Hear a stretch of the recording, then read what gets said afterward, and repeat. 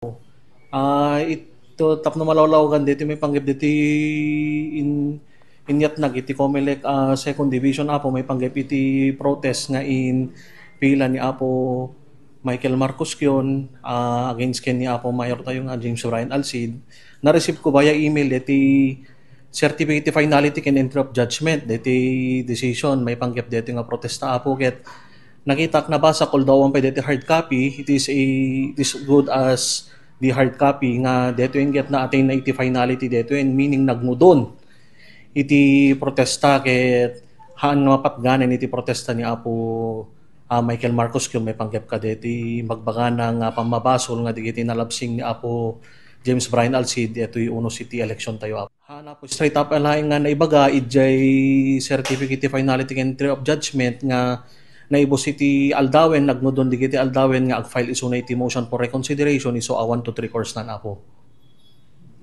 Awan ti plano ni Mayor Alcid nga ag-file ti kasumet contract ni Apo MK sir do ti so para po kita umit ti plano no gandat ni Apo Mayor James Brian Alcid ngem tatain ba kanya na detoy na-receive tayo nga entry of judgment ken certificate of finality maragsakan laon na Apo tamalpasan iti parikot nga mesa iti syudad tayo ket kunana alag mo pon tayo ket agserbi tayo iti pada tayo nga lawagen nyo kunana met.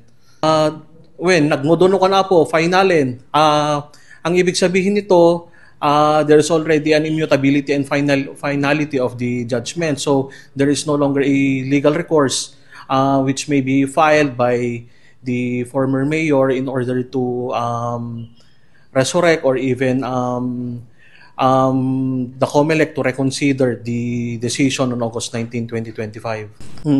As such in the entry of judgment, the decision by the COMELEC Second Division that the grounds for the dismissal of the protest is the violation of Section 7G of the COMELEC Resolution 8804. Ang sabi doon, there is an insufficiency of the evidence. Kumbaga, kulang ang mga ebidensya na ipinasa nila doon sa kanilang protest from the time they filed their protest. Ibig sabihin, walang mga specific or enough na documentary and testimonial evidence to prove that there is indeed a violation by the Mayor James Brian Alcid.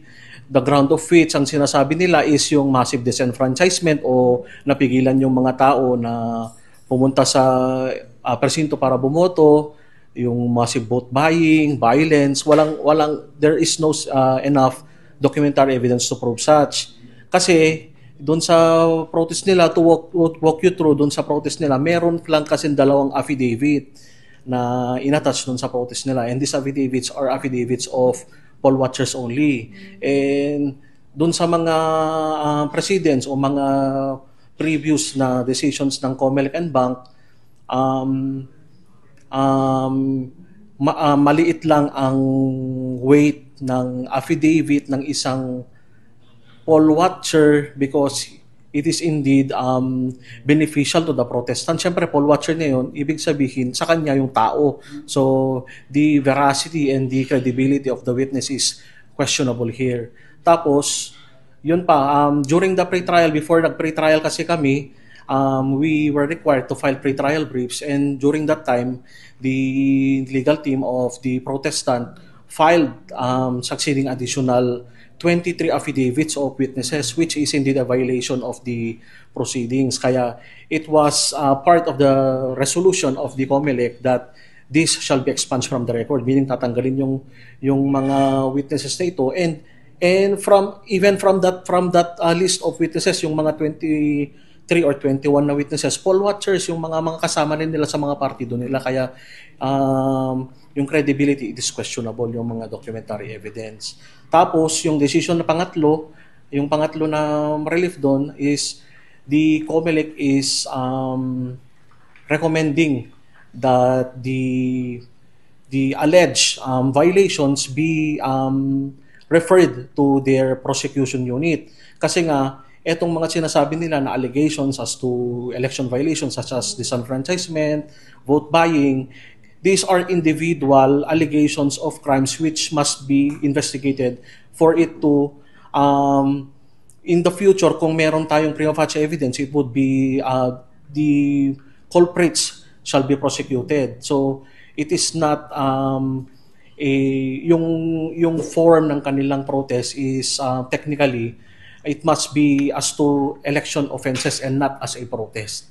Yun po ang linalaman ng COMELEC decision natin tungkol sa protest na dinismiss ng ating COMELEC Second Division.